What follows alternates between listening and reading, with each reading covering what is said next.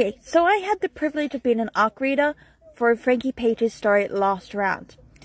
Unfortunately, the minute I started this story, I instantly hated it. The story read as if it was written by a horny male teenager, and when it did try to have a storyline, it felt too messy and didn't know what it was doing. And what I mean by that is that it felt the need to over-describe the human body, or over-describe the man having 10 piercings on his genitals, and having the need to just...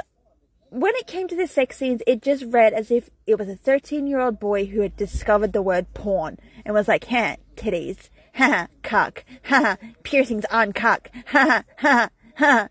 That's what it felt like to me, and I was like, oh my god, this does not feel like it needs to be a story. So when I got to the last couple of pages, when it did try to tie up its loose ends, it felt the need to shove in as many characters as possible, even ones that barely got a mention throughout the story. Like I mentioned, when it did try to have a storyline, it was too messy and didn't know what it was doing. 1 minute we were talking about how they were trying to hide their relationship from the brother.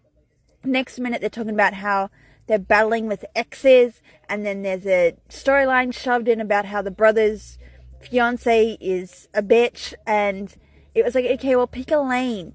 Are we hating the fact that the brother has a bitchy fiance?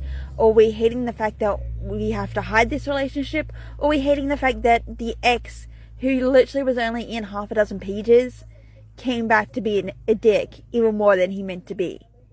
Like, it just didn't feel like it had a lane, and it just felt very underwhelming to read. I wish Frankie the Page the best of luck with their writing career, but they are not an author for me. I'm sorry.